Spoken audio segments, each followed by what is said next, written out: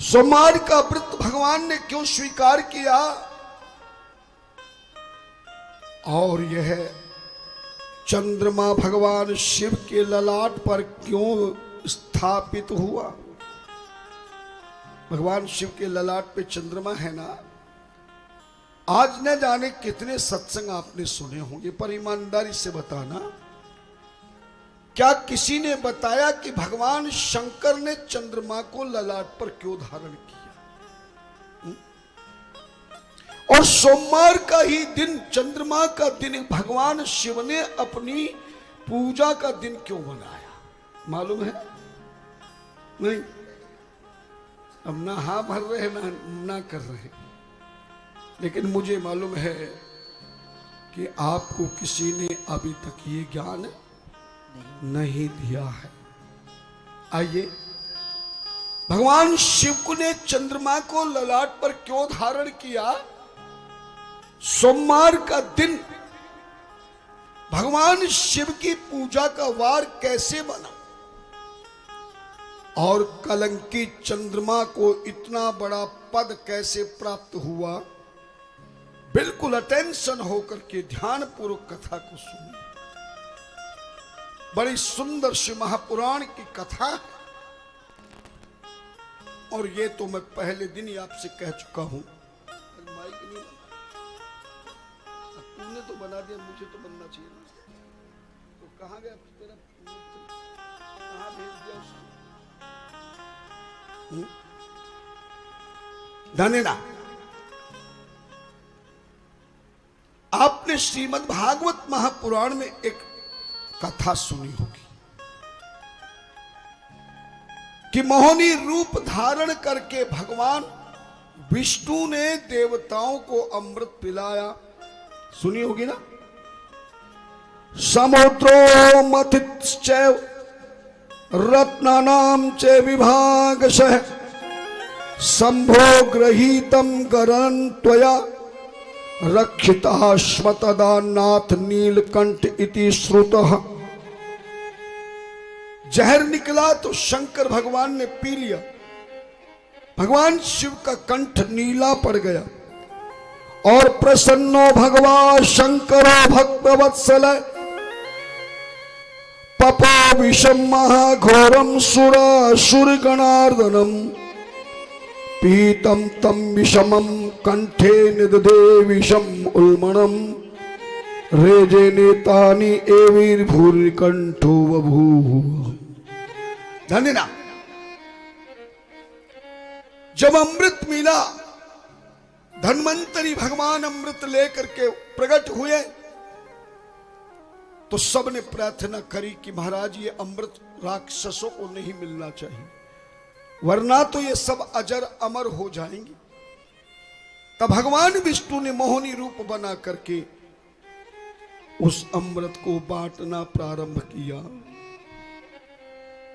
उसी समय, यहां तक कि कथा तो श्रीमद् भागवत पुराण में सुना है आपने, लेकिन आगे की कथा आपने नहीं सुनी। ढंग से सुनना और हर कथा को दिमाग में हमेशा रखना, क्योंकि तुम सनातन धर्मी हो। तुम हर व्रत पूजा पाठ देवी देवता का करते हो, कराते हो, पर इसका ज्ञान तुम्हें अवश्य होना चाहिए। जिस समय मोहिनी रूप में भगवान विष्णु अमृत बांट रहे थे, उसी समय एक राक्षस की नजर मोहिनी रूप के हाथ के उस अमृत कलश पर पड़ गई और जिस राक्षस की नजर पड़ी उस राक्षस का नाम था सर्वभानु। क्या नाम था? सर्वभानु नामक राक्षस ने देखा कि ये जो नारी का रूप हमें अपना सुंदर मुखड़ा दिखा करके मोहित कर रही है, इसके हाथ में तो अमृत का कलश है जो देवताओं को पिला रही है। राक्षस ने सोचा, अगर मैं अपने बराबर बैठे राक्षस भाई को कहूंगा तो ये भाई दूसरे राक्षस को कहेगा, तीसरे को कहेगा, और राक्षसों को पता लग गया तो सब खड़े हो जाएंगे, भगदड़ मच जाएगी और मुझे अमृत नहीं मिलेगा। सो राक्षस ने सोचा मेरे भाइयों को मिले ना मिले, केवल मुझे मिल जाए, है ना। तो सर्वभानु नाम के राक्षस ने सोचा कि केवल मुझे मिले और किसी को मिले या ना मिले, बस ध्यान देना, जो केवल अपना भला चाहता हो, निज स्वार्थ में केवल जीवन को व्यतीत करता हो, कभी दूसरों की, समाज की, धर्म की, देश की चिंता नहीं करता है, केवल मात्र अपने स्वार्थ में जीवन को जीता है, कहते ऐसे व्यक्ति को राक्षस कहते हैं। और जो देश, धर्म, दूसरे समाज की सेवा में जीवन को लगा देता है, उसे देवता कहते हैं। धन्यवाद। स्वयं आपको विचार करना है कि आप राक्षस हैं या देवता हैं। भगवान शंकर से पूछ लिया पार्वती जी ने राम कथा में, महाराज राक्षसों के सींग होते हैं क्या? बोले बिल्कुल नहीं। आप टीवी पर या पर्दे पर कहीं फोटो देखते देखना राक्षसों के सींग दिखाते हैं, पर कहीं नहीं लिखा कि राक्षसों के सींग होते हैं। केवल अपने आहार, व्यवहार और आचार, संस्कार के माध्यम से ही ये मानव शरीर राक्षस बनता है और अपने आहार, व्यवहार, आचार के अनुसार ही ये शरीर देवता बनता है। एक बार नारद जी महाराज ने भगवान विष्णु से कहा कि महाराज राक्षस किसे कहते और देवताओं की क्या पहचान है? भगवान विष्णु ने कहा नारद एक काम करो, तुम पृथ्वी के ऊपर तुम एक सुंदर भंडारा करो, भोजन का आयोजन करो, जिसमें 56 प्रकार का भोजन बनाया जाए और इसमें देवता और राक्षस दोनों को निमंत्रण दो, सभी को भोजन में बुलाओ। नारद जी महाराज ने भगवान विष्णु के कहे अनुसार मृत्युलोक में एक बहुत बड़ा भोज का आयोजन किया गया, भोजन कराने का एक आयोजन बनाया, 56 प्रकार के भोजन तैयार किए, राक्षस और देवताओं को उस भंडारे में बुलाया, भोजन में बुलाया। जैसे ही भोजन कराने का समय हुआ तो नारद जी महाराज ने उसी समय देवता और राक्षसों को कहा कि देखो मैं भोजन प्रारंभ कर रहा हूं, पर इस भोजन को करने की एक शर्त है, एक नियम है, जो भी जिस हाथ से भोजन करेगा उसके हाथ में बांस की चपटी पूरी पूरी बांधी जाएगी। बिना बांस की चपटी बांधे किसी भी हाथ से भोजन नहीं किया जा सकता। राक्षस बोले महाराज चपटी बांध दोगे, हाथ घूमेगा नहीं तो भोजन कैसे करेंगे? नारद जी ने कहा यह तुम्हारी बात है, अगर करना है तो बताओ, और यह भी बताओ कि पहले राक्षस भोजन करेंगे कि देवता करेंगे। राक्षस ने सोचा पहले हम करेंगे। राक्षसों को भोजन पे बिठाया गया और सभी के हाथों में क्या बांध दिया? बोलो, चपटी, बांस की चपटी बांध दी, कस के बांधी। राक्षसों ने देखा कि अब ये भोजन हमारे हिस्से का है, पर नारद जी ने बड़ा धोखा किया है, हाथ की कोहनी घूमती नहीं तो भोजन मुंह में जाए कैसे? पर राक्षसों ने कहा हमें खाने को मिले ना मिले, पर अपने हिस्से का हम दूसरों को भी नहीं खाने देंगे। इसलिए राक्षसों ने भोजन उठाया हाथ से और पीछे फेंकना शुरू कर दिया। पीछे पीछे जितना भोजन उनके हिस्से में दिया गया, राक्षसों ने सारा भोजन बेकार कर दिया। अब राक्षसों ने जब भोजन पूर्ण किया तो राक्षसों ने नारद से कहा, महाराज, जो चपटी बांस की हमारे हाथ में बांधी है, हम इसी चपटी को देवताओं के हाथों में बांधेंगे। कहीं ऐसा ना हो कि उनकी स्प्रिंग वाली चपटी बांध दो, क्योंकि तुम देवता धोखा करते हो। अमृत तुमने धोखे से पिला दिया है, कहीं भोजन भी धोखे से कर दो। नारद जी ने कहा, एक काम करो देवताओं, तुम अपने अपने हाथ की चपटी को खोल के खुद ही देवताओं के हाथों में बांध दो। अब तो राक्षस बड़े खुश हो गए। सारे देवताओं के हाथों में वही बांस की चपटी बांधी गई जो राक्षसों के हाथों में बांधी गई थी।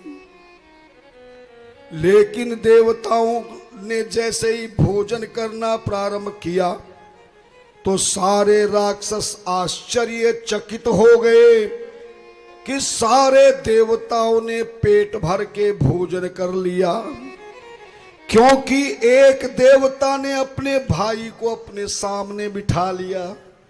एक उसको खिलाता तो सामने वाला दूसरे को खिलाता, हाथ घुमाने की आवश्यकता ही नहीं पड़ी। भगवान विष्णु ने कहा, सुनो नारद, जो दूसरों को खिलाकर खुद खाता है, दो दूसरों को सुख पहुंचाकर खुद सुख सहन करता है, वही सच्चा देवता कहलाता है। और जो किसी का भला नहीं कर सके वह राक्षस कहलाता है। ध्यान देना। वही सरभानु ने सोचा, अगर मैंने अपने भाइयों को, राक्षसों को कह दिया कि अमृत से कपट हो रहा है, तो मुझे नहीं मिलेगा, इनको मिले ना मिले मुझे मिल जाए। इसलिए सरभानु राक्षस ने तुरंत देवता का रूप बनाया और नकली देवता के रूप में चंद्रमा सूर्य के बीच में जाकर बैठ गया। मौनी रूपधारी भगवान विष्णु ने अमृत बांटते बांटते उसको भी अमृत दे दिया। और जैसे नकली देवता के रूप में सरभानु राक्षस ने अमृत का पान किया, तभी गुरु बृहस्पति की नजर पड़ गई। तुरंत मोहनी रूपधारी भगवान विष्णु के हाथों से अमृत का कलश छीन करके चंद्रमा के हाथ में दे दिया। कहा, चंद्रमा, तुम इस अमृत के कलश को लेकर भागो और कहीं भी कुछ भी हो जाए, पर इस अमृत के कलश की रक्षा करते हुए इस अमृत के कलश को तुम्हें शंकर भगवान के पास शिवलोक कैलाश में पहुंचाना है। अमृत का कलश लेकर चंद्रमा जाने लगे, तभी भगवान गुरुदेव बृहस्पति ने कहा, हे मोहनी रूपधारी भगवान, आप ये मोहनी रूप को त्यागिए और इस राक्षस ने अमृत पान कर लिया है, चक्र सुदर्शन से इसका सर धड़ से अलग करो। गुरु बृहस्पति के वचन सुनते ही भगवान मोहनी रूपधारी विष्णु ने असली रूप में आके चक्र सुदर्शन से उस सरभानु नाम के राक्षस की गर्दन को धड़ से अलग कर दिया। यद्यपि उस राक्षस का सर धड़ से अलग तो हो गया, पर वह मरा नहीं। बता सकते हो आप क्यों नहीं मरा? क्योंकि उसने अमृत पान कर लिया था। भगवान विष्णु ने पांव पकड़कर सर कटी हुई धड़ को घुमाकर ब्रह्मलोक में भेज दिया और ब्रह्मा जी ने उस धड़ को अपने पास ही रख लिया। लेकिन वो सर किसी के हाथ नहीं आया। तभी भगवान विष्णु ने उस सर का नाम राहु रखा और उस धड़ का नाम केतु रखा। ध्यान देना, एक एक चीज तुम्हें सनातन धर्म के विषय में बता रहा। राहु सर बना और धड़ केतु बना। राहु सर अब चंद्रमा के पीछे भागा अमृत के कलश को छीनने के लिए, मगर चंद्रमा अमृत के कलश को लेकर के सबसे पहले नासिक की गोदावरी नदी के जल में नीचे डूबकर समाधि लगाकर बैठ गई। और कहते हैं कि 12 साल तक नासिक की गोदावरी नदी में चंद्रमा ने समाधि लगाकर कलश के रक्षा करी। अमृत कलश को 12 साल तक कौन सी नदी में रखा? कौन से राज्य में? नासिक की गोदावरी नदी में 12 वर्ष तक कलश को रखा। तभी राहु वहां पहुंच गया, चंद्रमा को खींच लिया। गोदावरी नदी के जल में चंद्रमा और राहु में युद्ध हुआ 1 महीने तक। और युद्ध की छीना झपटी में अमृत के कलश में से कुछ अमृत निकल करके गोदावरी नदी के जल में चला गया। तभी सूर्य और गुरु बृहस्पति आए, राहु और चंद्रमा के युद्ध को समाप्त कराकर अमृत के कलश को देकर चंद्रमा से कहा कि जल्दी भागो, हम इस राहु को यही रोकते हैं। चंद्रमा भागकर भागे, पहुंचे मध्य प्रदेश के अवंतिका नगरी में, जिसको उज्जैन नगरी कहते हैं। उज्जैन नगरी की क्षिप्रा नदी में 12 साल तक अमृत के कुंभ को स्थापित करके और चंद्रमा ने रक्षा करी। मगर 12 वर्ष के बाद वो क्षिप्रा नदी में भी पहुंच गया। 1 महीने तक क्षिप्रा नदी के जल में चंद्रमा और राहु का युद्ध हुआ, जिसकी छीना झपटी में कुछ अमृत की बूंदें क्षिप्रा नदी में भी चली गई। तब गुरु बृहस्पति और सूर्य देव ने आकर के बचाया, चंद्रमा को फिर से कलश दिया और चंद्रमा को भगाया और राहु से युद्ध करने लगे। तब चंद्रमा दौड़ करके कैलाश पर्वत के उत्तराखंड की ओर पहुंचा, लेकिन रास्ते में प्रयागराज नगरी में त्रिवेणी के संगम में 12 साल तक उस अमृत के कुंभ को स्थापित करके उसकी रक्षा करी। लेकिन 12 साल के बाद फिर वही राहु पहुंच गया त्रिवेणी के संगम में। वहां भी चंद्रमा और राहु का घोर युद्ध हुआ, जिसकी छीना झपटी में त्रिवेणी के जल में यह अमृत गिर गया। वहां भी चंद्रमा को सूर्य और बृहस्पति ने आकर बचाया। तब चंद्रमा कलश लेकर फिर वहां से भागे और इधर राहु को सूर्य और गुरु बृहस्पति ने युद्ध करके हराया। चंद्रमा चौथी बार उत्तराखंड की मायापुरी नगरी, जिसको आजकल हरिद्वार कहते हैं, हरिद्वार के ब्रह्म कुंड में 12 साल तक उस अमृत के कलश को स्थापित करके चंद्रमा ने रक्षा करी। ना लेकिन हरिद्वार नगरी में भी, मायापुरी में भी पहुंच करके राहु ने चंद्रमा को खींच लिया और गंगा के जल में भी 1 महीने तक घोर युद्ध हुआ। उस युद्ध के समय भी गंगा में अमृत के कलश में से कुछ अमृत की बूंदें गिर गई। यहां भी गुरु बृहस्पति और सूर्य देव ने आकर के चंद्रमा को बचा लिया और वहां से भगाया। तब अंतिम में 5वीं बार में चंद्रमा अमृत के कलश को लेकर भगवान शंकर के कैलाश पर्वत पर पहुंच गया और भोलेनाथ की गोदी में बैठ गया। त्राहिमाम त्राहिमाम त्राहिमाम। भगवान शिव को सारी कहानी अपनी जुबानी सुनाई। शिव ने कहा, चंद्रमा चिंता मत करो, तुमने बहुत कष्ट उठाकर कई वर्षों के बाद इस अमृत कलश की रक्षा तुमने करके मेरे तक पहुंचाया है। अब ये अमृत का कलश कहीं नहीं जाएगा और मेरे पास होते हुए अमृत के कलश को अब कोई नहीं छीन पाएगा। और राहु तेरा कुछ भी नहीं बिगाड़ पाएगा, तू निर्भय होकर। मैं तुझे आश्वासन देता हूं क्योंकि तू मेरा शरणागत है, शरणागत, तूने मेरी शरण ली है। चंद्रमा से कहा, अभयदान दिया, बोले चिंता मत करो, तुम बैठे रहो।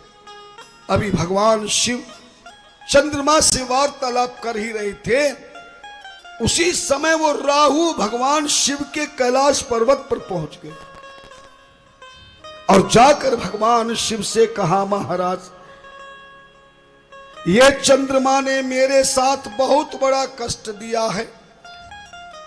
देवता राक्षसों का यह निर्णय हुआ था कि अमृत हमें भी मिले, लेकिन मोहिनी रूपधारी भगवान विष्णु ने हमें धोखा दिया।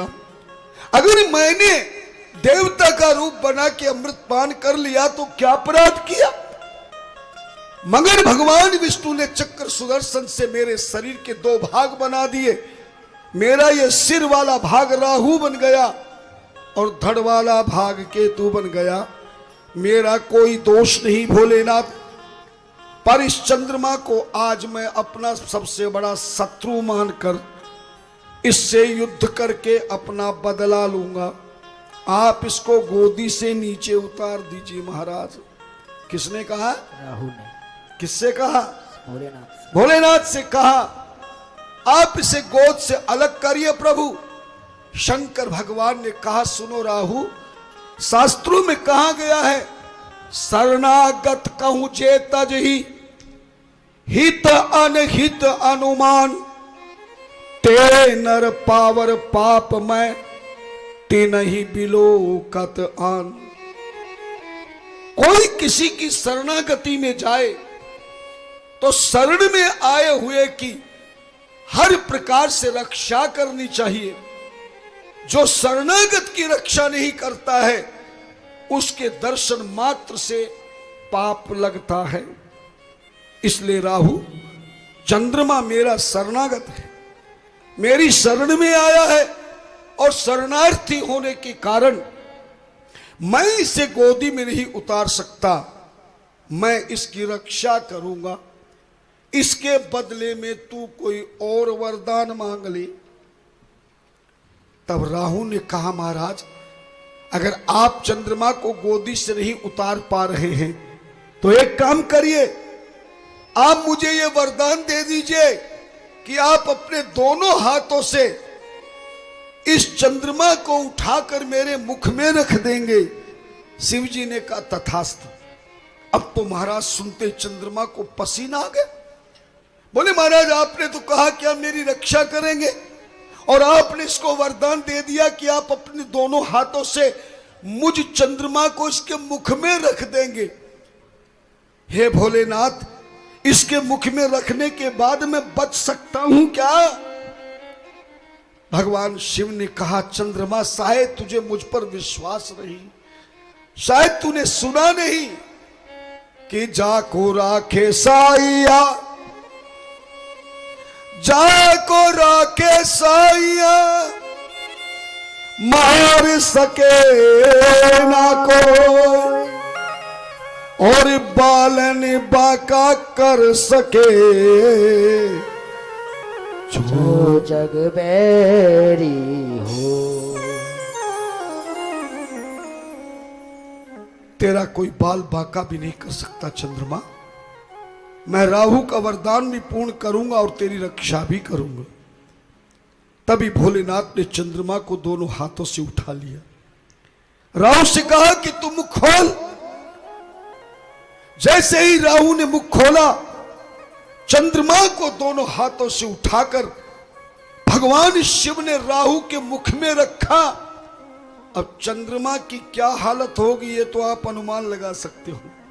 मौत के मुख में जाने वाले को क्या हालत होगी। तभी भगवान शिव की माया से प्रेरित होकर राहु को क्रोध आ गया। बोले, ये मेरा दुश्मन नहीं, ये मेरा परम दुश्मन है, परम शत्रु है। और ध्यान देना, जब आदमी को क्रोध आता है तो क्रोध में मनुष्य को अच्छे और बुरी और सही मार्ग सोचने की शक्ति समाप्त हो जाती है। गीता में भगवान श्री कृष्ण ने क्रोध की परिभाषा को बताते हुए अर्जुन को कहा था, क्रोधात भवति सम्मोह, सम्मोहात स्मृति विभ्रंश, स्मृति विभ्रांश बुद्धिनाशो, बुद्धिनाशात प्रणश्यति। जब क्रोध में आता है मनुष्य तो उसकी बुद्धि का विनाश हो जाता है। अच्छा बुरा, छोटा बड़ा, अपना पराया, क्या करना चाहिए क्या नहीं करना चाहिए, क्रोध में मनुष्य बहुत से बड़ा कष्ट और बड़े से बड़ा नुकसान उठा जाता है। राहु अत्यंत क्रोध में भर गया, उसको विचार बुद्धि समाप्त हो गई। बोले ये मेरा परम शत्रु है, मैं इसको दांतों से चबा के नहीं खाऊंगा, इस परम शत्रु को तो मैं जिंदा ही निगल जाऊं। मगर राहु ये भूल गया कि गले के नीचे सपाचट मैदान पड़ा। जैसे ही राहु ने चंद्रमा को निगला, चंद्रमा गले से बाहर निकल करके जमीन पर पहुंच गया और शिव जी की गोदी में चढ़ गया, है ना। और इसीलिए तो कहा मारने वाला है भगवान, बचाने वाला है भगवान, मारने वाला है भगवान, बचाने वाला है भगवान, मारने वाला है भगवान, बचाने वाला है भगवान, मारने वाला है भगवान, बचाने वाला है भगवान। संसार में कोई किसी को मार नहीं सकता, कोई किसी को तार नहीं सकता, मारने वाला भी है और बचाने वाला भी। धन्यना चंद्रमा बचकर के भगवान शिव की गोदी में पहुंच गए। तब तक सारे देवी देवता पहुंच गए। राहु क्रोधित हो गया, भोलेनाथ मैं क्रोध में आकर भूल गया कि मेरे गले के नीचे कुछ भी नहीं, और आपकी माया से प्रेरित होकर मैंने इसको जिंदा निगलने की चेष्टा करी, ये बच गया है महाराज। शिव ने कहा सुनो राहु, तेरे वरदान को मैंने पूरा कर दिया है। लेकिन क्रोध में राहु ने कहा महाराज मैं श्राप देता हूं, भले चंद्रमा तुम्हारे शरीर पर जब तक रहेगा, सूर्य आकाश में जब तक रहेगा, ये राहु चंद्रमा और सूर्य का कुछ नहीं बिगाड़ पाएगा, क्योंकि आपकी कृपा है इन दोनों पर। लेकिन मैं भी श्राप देता हूं, जिस दिन भी सूर्य और चंद्रमा ये दोनों के दोनों पृथ्वी को स्पर्श करेंगे, भूमि पर इनका स्पर्श होगा, मैं इन चंद्रमा राहु दोनों चंद्रमा और सूर्य को ग्रहण करूंगा, अर्थात सूर्य चंद्रमा को इस राहु का ग्रहण लग जाएगा। भले एक दिन के लिए। ऐसा श्राप किसने दिया? राहु ने चंद्रमा सूर्य को दे दिया। तब समस्त देवता बोले महाराज अब चंद्रमा को आप अपने शरीर से नीचे बिल्कुल मत उतार देना, क्योंकि यदि चंद्रमा पृथ्वी पर आ गया तो कौन ग्रसेगा? राहु ग्रसेगा महाराज। और चंद्रमा ने अमृत की रक्षा की है, इससे बड़ा कोई कार्य नहीं हो सकता। आप इस चंद्रमा को अपने शरीर पर हमेशा हमेशा के लिए धारण करने की कृपा। जय हो। तभी भगवान शिव ने उस चंद्रमा को हमेशा हमेशा के लिए अपने ललाट पर धारण कर लिया। धन्यवाद। तभी देवताओं ने कहा महाराज इस चंद्रमा को आपने ललाट पे धारण कर लिया, यह तो आपके शरीर से कभी नीचे नहीं आएगा, पर राहु का श्राप भी झूठा नहीं होगा।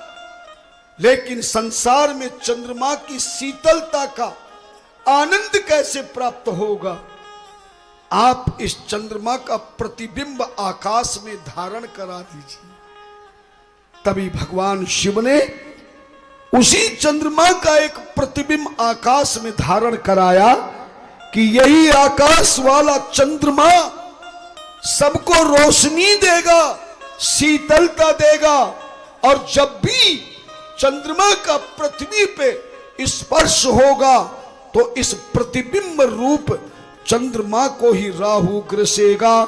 मेरे ललाट वाले चंद्रमा को कभी भी राहु नहीं ग्रसेगा। कहा, चंद्रमा तूने अमृत की रक्षा की है, भले ही तू कलंकी है, तेरी कोई पूजा नहीं करेगा, मगर जा मैं तुझे वरदान देता हूं, तेरा जिस दिन भी वार होगा वह वार मुझ शिव की पूजा का 7 वारों में प्रमुख वार होगा। जो तेरे वार के दिन मेरे शिवलिंग की पूजा करेंगे, मैं उसे 7 वारों की पूजा का फल प्रदान करूंगा। और उसी दिन से भगवान शिव का पूजन का दिन, बोलो ना, सोमवार का हो गया। और उसी दिन से भगवान शिव ने चंद्रमा को हमेशा के लिए अपने ललाट पर धारण कर लिया।